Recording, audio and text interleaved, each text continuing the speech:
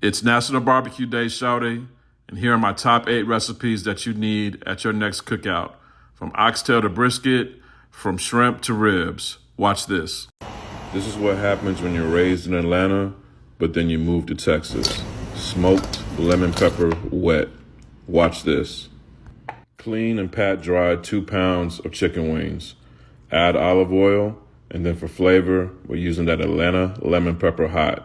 Nice and spicy and tangy at the same time. Get it from unforgettable.com. Add a little bit of lemon zest and then toss to combine. Now out here in Texas, it's all about that smoked meat, but I don't have a smoker, so I'm gonna show you how to make a smoker out of your regular charcoal grill. First, let your charcoal get nice and hot. Use a chimney starter, it makes it a lot easier. Dump the coals out and then add a nice piece of post oak wood. On the opposite side, fill a foil tray halfway with water. Since we're doing lemon pepper wings, add a couple lemons to that water. Let your smoker come down to about 225 degrees Fahrenheit. We're doing this nice, low, and slow. Once you're at the right temperature, add your chicken wings. Make sure they're not touching so that they can cook evenly. Before you close your grill, lay 1 piece of wood right next to your chicken so that it blocks the heat from cooking your chicken directly. We're gonna cook these at 225 for 3 hours. Halfway through, give your chicken a flip, then close the lid for another hour and a half. Now in ATL, we like our lemon pepper wet. To make the wet sauce, add 1 cup of unsalted butter and let that melt. Then add some fresh chopped parsley, and then some more of that Atlanta lemon pepper hot seasoning. Finish it off with a little bit of fresh lemon juice. By this time, your wings should be at 165 internal temp. Put them in a bowl and then drizzle that lemon pepper wet sauce all over those wings and give them a nice toss. You know it's Team Flats all day, but if you want to make this recipe, make sure you visit the link in my bio. That's good, shawty. Here's my secret to keeping them chicken breasts nice and juicy, shawty. First, we gotta marinate that chicken. Olive oil, I'm using my Memphis Bussin' Barbecue Rub. Get it from unforgettable.com. Season up both sides and oil up both sides of your chicken. Let it sit for 30 minutes. While those flavors are locking in, we're gonna get our grill nice and hot. We wanna grill on high heat to lock in those flavors, but low and slow to make sure we don't dry them out. So whether you're doing this on the grill or the oven, just keep an eye on those breasts so they don't turn into the Sahara Desert, you dig? I love adding a little barbecue sauce to my chicken breast, and I'm using this Old Arthur's barbecue sauce straight out of Chicago. Dabbing that sauce all over those breasts, then covering to let those flavors lock in, and then watch this. Barbecue perfection, shawty.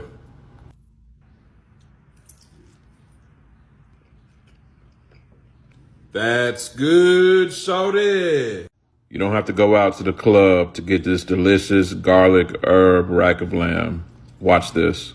First, we're gonna make our garlic and herb paste. Use as much garlic as you want, and then some herbs like rosemary, thyme, and parsley. And then for flavor, I'm coming with that straight drop rub. Get the seasoning from unforgettable.com. Add some olive oil and then give it a blend. Once your herbs and garlic turn into a nice, thick paste like this, it's time to grab that rack of lamb. First, we're gonna score it with a knife just to make sure that delicious garlic flavor gets deep into that lamb. Next, grab your herb paste and rub it all throughout that rack of lamb. Make sure you get deep into the crevices of that lamb. We want this whole thing busting with flavor. Once you're done hitting both sides, it's time to prepare the vegetables. Today I'm using some red, orange, and yellow bell peppers, some potatoes, and also some carrots. But you can throw whatever veggies you like into this medley. We're gonna grill this lamb right on top of these veggies, so these veggies are gonna be packed with flavor from the drippings from the lamb. But first we gotta season up the veggies, add a little olive oil and some more of that straight drop rub. Give it a nice mix. And if you have any leftover garlic paste, go ahead and throw that in your veggies too as well, and you can mix that in too. Next, grab a wire rack, throw your lamb meat side down, so that it's resting right on top of those veggies. Now let's prepare our grill for medium heat. Now, if you're saying, oh, I don't have a grill, but I want to do this recipe, it's all good. You can do this right in the oven as well. Just get your oven set for 375. Now place your lamb directly over the heat for about 20 to 25 minutes for medium rare. Now, if you're savage and you want yours well done, you can go all the way up to 35 minutes. But I like mine just like this. Now break out your Sunday best fine china. Go ahead and spoon those juicy vegetables right over your plate. Move your vegetables to the side. Now grab that prize, rack of lamb. We're gonna slice. Follow these steps if you want the best oxtail ever. Season up your oxtail with that Uncle Dib's Texas steak rub and that Jerk nice spice. You can get both seasonings from uncledibs.com. Here's a cooking hack if you don't have a smoker. Grab you a pan of water, get your coals nice and hot, add a piece of wood. Once your wood starts to burn, add your oxtail to the opposite side right above the water pan. You want to smoke these for at least 4 hours at 200 to 250 degrees. We ain't done yet, shawty. Sear these in a braised dish. Remove, add some beef broth, add some red onion, green onion, garlic, carrots, and then go ahead and put your oxtails back in the pot. Add some red wine, thyme, and some habanero peppers. Simmer on low for 4 hours, and this is what you get. That's good, shorty. This is the easiest way to make a nice smoked juicy brisket in 2024. Watch this. Now down here in Texas, we got the best beef, but you're gonna need a 15 to 18 pound prime brisket. This whole thing was less than $60. That's less than a steak that you can get from a steakhouse. So this is definitely cost efficient.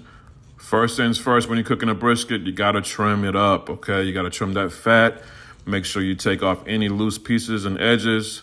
Take it off, set it to the side. We're trying to make this brisket as aerodynamic as possible so that smoke just rolls over it so we got a nice smoky flavor on our brisket. All those trimmings, save those. You can use them for burgers later. Now for seasoning, we're using that Texas steak rub. This is all the flavor you need for a nice Texas style brisket. Get it from uncledibs.com. Now, I know a lot of y'all thinking, man, that's a lot of seasoning, but trust me, this is a big slab of beef. You're gonna need a lot of seasoning for this thing. Now, any seasoning that falls off the brisket, make sure you pick up that brisket and pat it down on those corners and edges and sides because we're gonna get this thing seasoned from front, back, to side, all right? We're gonna let this sit in the fridge overnight so that we get maximum flavor. If you can't wait, do at least 30 minutes, but try to do overnight if you can. Now, at the top of this video, I said this is the easiest way to smoke a brisket in 2024, and this is why. I'm using that Traeger Ironwood XL pellet smoker. This thing is like the Tesla for grills. All you gotta do is set it and forget it. I'm preheating that smoker to 200 degrees, throwing that brisket fat side up on the top shelf, and then we're gonna do this low and slow for 13 hours. The best thing about the Traeger is that I can go ahead and watch this brisket smoke all night long through the Traeger app. All I gotta do is set my internal temperature goal and it will alert me on my phone once that temperature is reached. Once the temperature on that brisket hits 175, we pull it from the grill, spray down our wax paper with a little apple cider vinegar. Then we wrap that baby up like a gift on Christmas Eve. Nice and tight. We're gonna let this go back on the grill for another 4 hours, between 225 and 250. But the most important thing is the internal temperature, not the time. Once the middle flat of that brisket reaches around 203, that's the best time to go ahead and pull your brisket, let it rest, and then all you gotta do is serve up a nice juicy brisket for your friends and family. Now, as far as resting, the longer the better. 4 hours is best, but if you can let it rest for a little bit longer than that, more power to you. But look how juicy this thing is. Any of that juice on that wax butcher paper, go ahead and spread it all over that brisket. Get you a nice slice and everything is right in life. Full recipes available on my site or in the caption below. This garlic butter shrimp skillet is perfect for your next barbecue and it only takes 10 minutes. Watch this. Oil up your shrimp and then add that flavor. I'm using that straight drop rub. Get it from uncledibs.com. Now to make sure my shrimp don't fall through my grill grates, I'm using that hybrid barbecue grill pan from Hexclad. In a separate skillet, get your garlic butter together, and we're gonna cook this all over medium-high heat. Once your pan is preheated and your butter starts to melt, add your shrimp to that grill pan. Close your grill and let them cook for about 2 to 3 minutes. At this point, your butter should be completely melted. I'm gonna add a little bit more of that straight drop rub to that butter, mix it on up, and then add it to those shrimp, baby. So if you're cooking out, this is a simple, quick, and easy dish to make to keep people nice and satisfied until the main event is ready. Full recipes available on my site, unforgettable.com. That's good, shorty. Get you a slab of some spare ribs. Throw some mustard on there for a binder. And then for flavor, we're coming with that Jerk Nice Spice. Get it from unforgettable.com. Make sure you season the bottom side first and the top side last. 275, 3 hours. For our jerk barbecue sauce, use olive oil, thyme, ginger, garlic, scallions, a habanero pepper, soy sauce, and some more of that Jerk Nice Spice. Don't forget the lime juice and blend. Go ahead and save that for later. Once you see the bones poking on the ribs, take them off the grill, get some foil, some butter, some honey, that jerk sauce we made earlier. Throw the ribs on top. Cover these tightly in foil off the grill. Let them rest for about an hour. Then you should get something like this.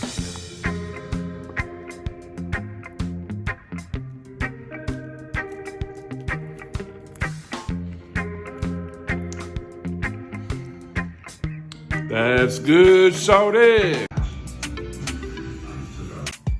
These are all the ingredients you need for this delicious recipe.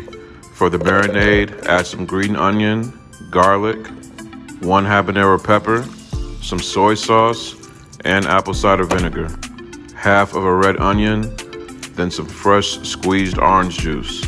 Add some thyme, and then for flavor, we're coming with that Jerk Nice Spice. Get it from UncleDibs.com. Add some olive oil, give it a blend, add your short ribs to a Ziploc bag, and then pour that delicious marinade all on top. We're gonna throw these in the fridge for at least 2 hours, but let it marinate for as long as you can. Throw these on the grill right over the fire. They cook quick, so only about 4 to 5 minutes on each side. You're looking for a nice, slight char on the outside and juicy on the inside.